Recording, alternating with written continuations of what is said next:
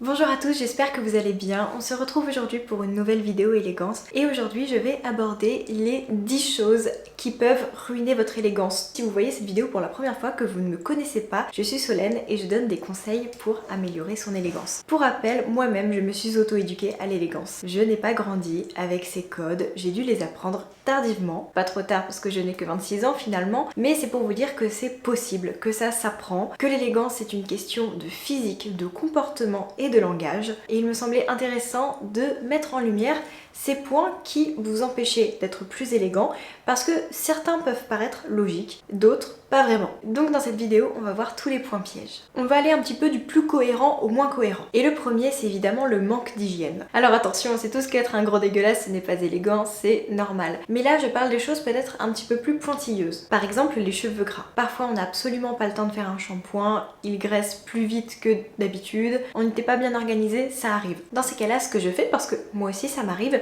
c'est que je m'attache les cheveux et je fais un plaquage. Voilà, je mets de la cire ou du gel et en fait c'est ni vu ni connu. Au contraire, c'est même mieux pour faire un beau chignon bien plaqué. Donc veillez à ce que vos cheveux soient toujours impeccables ou alors coiffés pour les masquer. L'autre point où il faut faire attention, compte tenu de l'hygiène, c'est les vêtements. Des vêtements sales ou des vêtements malodorants. Alors évidemment, si vous vous tachez, que vous n'avez pas de vêtements de rechange, ça ne fait pas de vous quelqu'un de sale. Mais je parle des taches un peu tenaces, les taches jaunes de transpiration. Pour ça, j'ai une bonne astuce, c'est qu'avant de le mettre à la machine à laver, en fait, je mets du liquide vaisselle ou je frotte au savon et une fois que je le mets à la machine, ça part. Cette vidéo sert aussi à donner mes astuces. Là, on est dans un but de partage, pas dans un but de juger qui que ce soit parce qu'il fait si mal ou quoi. Pas du tout, c'est normal, il y a des choses qu'on ne sait pas. Mon but, c'est justement de partager le plus de choses possible. N'hésitez pas non plus à partager des choses en commentaire pour qu'on se serre les coudes et qu'ensemble on devienne meilleur. Aussi les vêtements malodorants, pensez à toujours sentir vos vêtements. Si vous avez le moindre doute, ça part à la machine à laver. N'oubliez pas aussi de laver vos manteaux au moins une fois par an au pressing, histoire d'enlever toutes les mauvaises odeurs. Faites aussi attention aux vêtements qui sentent l'humidité,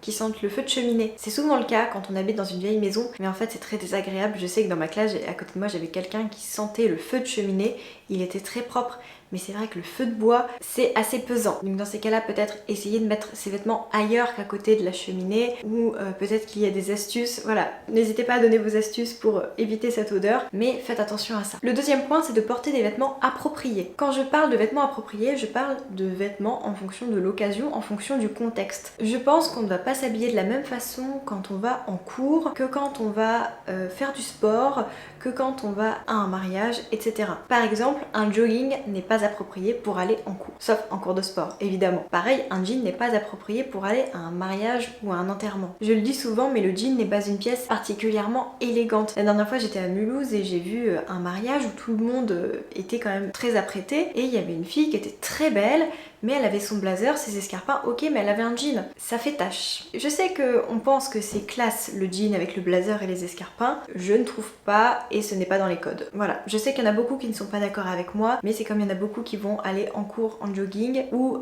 sortir faire les magasins en jogging. Pour moi, c'est un petit peu la même chose. Un mariage, au moins, tu mets un beau pantalon. De la même coupe qu'un jean si tu veux, mais il faut pas que la matière soit du jean. C'est pas la coupe qui me gêne, c'est la matière. Aussi, faites attention aux couleurs. Comment les couleurs sont assorties. Ça, je sais que c'est une éducation, c'est un apprentissage, ce n'est pas inné, parce que parfois quand je vois mon mari qui me sort des combinaisons et que je suis là, alors que pourtant normalement il a du goût, mais non, je sais que ce n'est pas inné, donc ce serait sympa de faire une vidéo là-dessus avec un ou une styliste, j'aimerais bien, parce qu'évidemment je ne connais pas tout, j'ai mes petites bases, mais oui, ce serait sympa de faire ça avec un professionnel. Je l'ai déjà dit dans les combinaisons, par exemple je trouve que le beige et le gris ne vont pas du tout ensemble.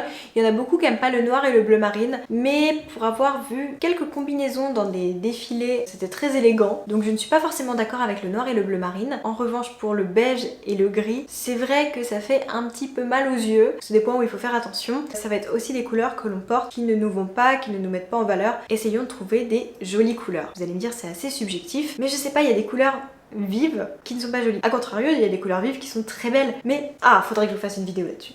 Je sais pas si vous voyez ce que je veux dire, Mais en tout cas, essayez de trouver des couleurs qui sont élégantes, qui sont sublimes. Quand vous les voyez, vous dites ah ouais, c'est une très jolie couleur et ce n'est pas une couleur quelconque. Et aussi pensez à ajuster vos vêtements. Pensez par exemple à faire vos ourlets de pantalon. Les ourlets au niveau des manches également. Ça change vraiment la silhouette. Combien de personnes je vois avec des pantalons trop longs, même des pantalons de costume. Quand on achète un costume à minimum 400 €, je pense que c'est la moindre des choses de faire l'ourlet. Ça change tout. Vous voyez, ça pour le coup, ce sont des détails. Et parfois, il vaut mieux un costume Zara bien ajusté qu'un costume Fursac avec des ourlets trop longs ou quoi que ce soit. Peu importe où vous achetez vos vêtements, faites attention à les ajuster. Et si vous ne savez pas le faire vous-même, ce que je comprends tout à fait, il y a des retoucheurs pour ça et je vous conseille de le faire parce que vous verrez, vous aurez bien plus de plaisir à porter les vêtements. Troisième point, la mauvaise posture. Quand on est affaissé ou qu'on a une posture négligée, attention, je ne parle pas dans un fauteuil, en mode détente avec des amis ou quoi que ce soit, non. Pas à l'extrême, hein. Je vous dis pas toujours de vous tenir bien droit. Évidemment, c'est l'idéal, mais en réalité, c'est très dur de tenir, surtout quand on n'a pas l'entraînement. Je sais que je n'ai pas été entraînée comme ça et pour moi, c'est dur. Je sais le faire, mais pas trop longtemps non plus. Donc parfois voilà, je vais être assise en mode un petit peu plus détendu. En revanche, moi je vous parle vraiment des gens qui vont être assis comme ça. Pire, avec les jambes très écartées, même quand on est une femme, qu'on soit une femme ou un homme. Tout ça, vous voyez, c'est des automatismes, des choses qu'on nous a pas toujours dites. Moi je sais qu'avant, par exemple, je m'asseyais, je pouvais avoir les jambes un peu écartées. Bon, bah pas non plus très écartées, mais un peu écartées. Et en fait, quand je revois des photos de moi comme ça, je me dis pourquoi ça m'était jamais venu à l'esprit. Donc c'est pour ça, je vous le dis, parce que moi-même j'ai fait l'erreur et donc faites attention à ça, vous verrez, vous serez déjà bien plus élégant. Il y a aussi quelque chose, c'est que quand on est affaissé, en fait, ça renvoie deux images. Soit on s'en fout, donc par exemple si on est invité et qu'on se tient mal, les personnes peuvent être un peu brusquées. Enfin, moi je sais que si je reçois quelqu'un et qui se tient super mal dans mon canapé ou à table, je me dis bah peut-être qu'il s'en fout. Attention, je suis pas du tout à l'extrême, hein. Je ne demande pas de se tenir droit comme un piqué, pas du tout, je ne me permettrai pas de juger, mais c'est vrai que je pourrais me dire bah il est pas content d'être là, vous voyez. C'est pas dans le jugement, hein, mais c'est juste moi dans ma perception, je me dis bah peut-être qu'il s'ennuie, il a pas envie d'être là. Et la deuxième chose, c'est que quand on se tient mal, ça peut renvoyer un manque de confiance en soi. Et c'est vrai qu'en élégance, la posture est très importante, le comportement, il y a toute une partie de charisme, d'aura, donc c'est important d'avoir une bonne posture et c'est bien plus important que ce que l'on peut penser. Sincèrement, la posture, c'est l'une des choses les plus dures que j'ai pu apprendre en élégance. Je ne suis pas encore au top du top, mais après voilà, j'aime aussi garder ce côté un petit peu détendu, parce que quand on est trop droit comme un piqué, vous connaissez l'expression, pas la peine de le répéter, mais très vite on pense ça de nous. J'essaye de trouver un équilibre entre bien me tenir et être détendue. Quatrième point, l'excès de maquillage. J'allais dire c'est la mode, mais d'un côté ça a toujours été à la mode, des maquillages trop lourds. Le problème n'est pas la diversité de produits que vous mettez sur le visage, bien au contraire, plus on sait manier tout ça, plus on arrive à avoir un visage harmonieux, lumineux. Ce n'est pas du tout de ça dont je veux parler, c'est de la quantité. Avec mon travail, j'ai de la chance de travailler avec plusieurs marques de beauté. Via ces contrats, je travaille directement avec les make-up artistes, vraiment les maquilleuses officielles des marques. Et je travaille avec des belles marques comme Bobbi Brown, comme Clarins, des marques qui sont pour les femmes élégantes. Je rappelle par exemple Bobbi Brown, c'était la maquilleuse officielle de Michelle Obama et c'est aussi elle qui a maquillé Kate Middleton pour son mariage. Donc là je vous donne les codes du maquillage, mes versions première dame des États-Unis et princesse d'Angleterre. Mais tout ça pour vous dire que la quantité compte beaucoup. En fait, le secret, je vous le dis, c'est tout simple, c'est de mettre avant sur votre main et de mettre au fur et à mesure. Plutôt que de mettre directement votre fond de teint sur le visage, voilà, vous le mettez sur la main, vous prenez votre pinceau petit à petit et jusqu'à ce qu'il y en ait assez, vous vous resservez et quand il y en a assez, c'est fini. Et bien souvent, vous allez voir qu'il vous en reste sur la main. Tandis que si vous le mettez directement sur votre visage, vous allez vous retrouver avec trop de matière et après c'est bien plus difficile de retirer de la matière que d'en ajouter au fur et à mesure. Et bien souvent, les problèmes de quantité sont vis-à-vis du teint. Cinquièmement, les accessoires trop voyants. J'entends par là tous les accessoires extrêmement show-off avec des logos, etc. Je sais, on se dit élégance égale luxe égale logo. On montre, tout va bien. L'élégance et le luxe, ça se lie très bien. Attention, on n'est pas obligé d'être riche pour être élégant, je ne parle pas de ça. Ce que je veux dire, c'est qu'il y a une grosse partie du luxe qui est élégante. Une grosse partie de sacs à main, de manteaux, de vêtements, de bijoux, de montres, etc. Mais il y a une partie qui est aussi très criarde, parce que c'est ce que les gens cherchent. Mais là, je vous parle de l'élégance à la française, et l'élégance à la française est discrète. Et donc là, on va parler de quiet luxury. Je sais pas si mon accent est très bon, Mais vous avez compris, c'est le luxe silencieux. Je vais le dire très clairement, c'est avoir l'impression qu'on est riche sans aucun logo sur nous, ni article iconique ou quoi que ce soit. Donc gardez ça en tête. Si vous avez les moyens de vous offrir des produits de luxe, félicitations, c'est merveilleux parce que vous avez les moyens d'acquérir des produits exceptionnels avec une qualité artisanale, des produits qui ont été faits à la main, parfois pendant 6 mois par plusieurs personnes qui ont des connaissances unique. Mais si vous avez de l'argent, moi je vous conseille plutôt de dépenser dans ces produits rares, dans ces produits artisanaux, plutôt que dans des produits voyants, bling bling. Je sais qu'avoir un beau sac à main de luxe ou une ceinture avec un logo, c'est assez statutaire. C'est comme avoir une belle voiture, chacun s'y retrouve, peu importe, mais essayez de pousser votre pensée un peu plus loin, il y a la machine à laver, et de vous concentrer sur la qualité. C'est ok de mettre cher, mais il faut que la qualité, il faut que le rapport qualité-prix en vaille la peine. Et en plus parfois c'est menteur parce que vous avez un sac à main avec des logos qui par exemple coûtent 1200 €, alors que la marque fait des sacs à main largement supérieurs à 5000 €. Vous voyez ce que je veux dire? Donc le logo n'est pas un signe de richesse et encore moins de qualité. Il faut désapprendre ça, ce qu'on nous enseigne depuis toujours. Moi je sais que je suis une 97, j'ai grandi dans les logos, à la télé, sur les réseaux sociaux, j'ai eu l'habitude de voir ça. Je ne sais pas quel âge vous avez, mais heureusement j'ai réussi à prendre beaucoup de recul là-dessus. Parce que j'aime l'artisanat, parce que je me suis intéressée à tous ces métiers et j'ai bien compris qu'il y avait des articles beaucoup plus intéressants. 6e point, on passe au comportement. Et là, on passe au langage corporel. Attention aux gestes agressifs. Des choses genre, vas-y là. Vous voyez, totalement, ce genre de personne, je peux pas.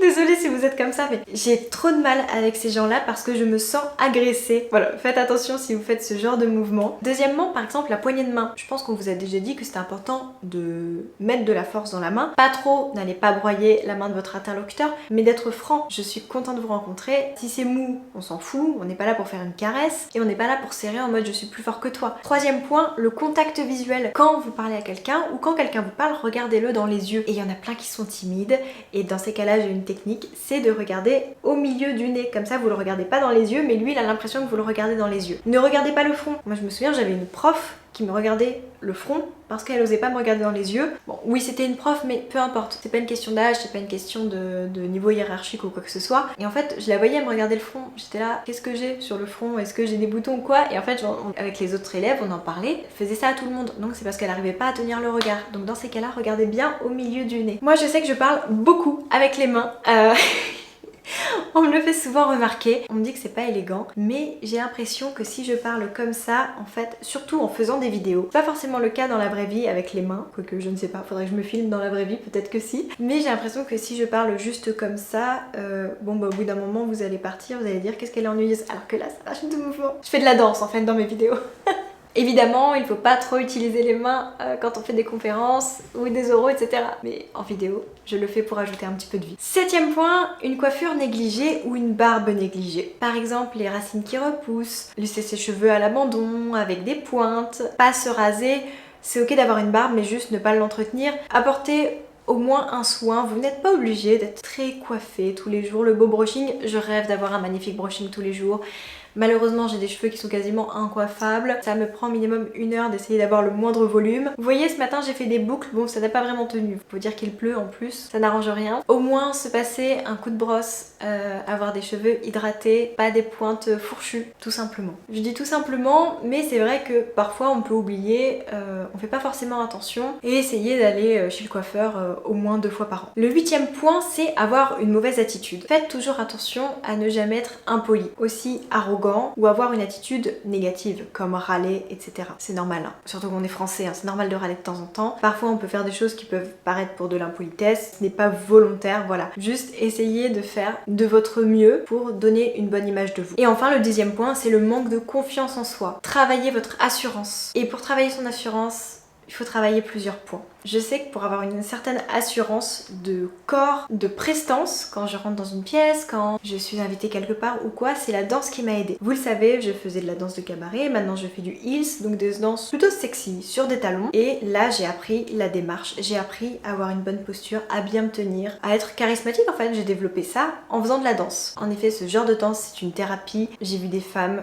arriver comme ça au cours de danse et à la fin être comme ça. Enfin à la fin, après plusieurs séances quand même, mais qui se sont sont un petit peu dévoilées, qui se sont révélées. J'aborde ce sujet parce que je sais qu'il y en a plein qui ont peur d'enfiler des talons et d'aller à un cours de danse. Je vous assure, il n'y a aucun jugement, bien au contraire. Par rapport à ce que j'entends dans les cours de danse classique, de danse contemporaine, moderne jazz, etc., je n'ai jamais entendu un seul commentaire négatif dans mes cours de Hills ou de cabaret. Jamais. Et pourtant les femmes sont toutes différentes, on a chacun des vécus, il y a plein de profils. Si vous avez envie, je vous dis juste, ne vous sentez pas jugé, venez avec plaisir. Si ça ne vous tente pas, et je comprends totalement, hein, je ne vends pas mon truc, vous en faites pas, travaillez, entraînez-vous chez vous avec des livres, devant votre miroir. Si vous ne sentez pas de le faire à côté d'autres femmes, travaillez votre prestance. Et c'est pareil pour les hommes. Au début vous allez voir, ça va être maladroit.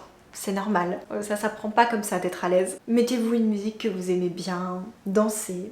Faites-vous plaisir. Et ensuite, il faut s'entraîner évidemment dans des soirées, dans des événements, rencontrer des gens. Il faut pratiquer, mais vraiment pratiquer ça parce que ça vous donnera confiance en vous, une meilleure estime de vous-même plutôt, et donc vous aurez l'air plus élégant. Les personnes qui sont un petit peu renfermées, qui n'ont pas l'air à l'aise, manquent de charisme, et c'est bien dommage, mais ce n'est pas fichu, ça s'apprend, encore une fois. Si vous voulez apprendre à être plus élégant, eh bien vous allez voir qu'il y aura plein de petites choses à travailler, plein de petites cases, et il y a même des cases que vous avez considérées comme acquises qui ne le sont pas. Donc il va falloir retravailler plein de choses, savoir se remettre en question. Ce n'est pas facile de vouloir être élégant, mais c'est un très beau chemin et je pense que ça va beaucoup vous plaire. Voilà, cette vidéo est terminée, on se retrouve la semaine prochaine pour une autre vidéo. En attendant, je vous embrasse et n'hésitez pas à donner vos meilleurs conseils en commentaire, aussi vos anecdotes, des conseils qui ont pu vous aider. Comme je vous l'ai dit, on est là pour partager, pour s'élever, on n'est pas là pour juger, ni quoi que ce soit, ni mettre des gens dans des cases. Tout le monde peut y arriver et encore une fois, même si on n'a pas envie d'être élégant tous les jours, on peut l'être quand on en a besoin, quand c'est nécessaire de l'être. Et ça, c'est faire preuve d'intelligence sociale. À très vite.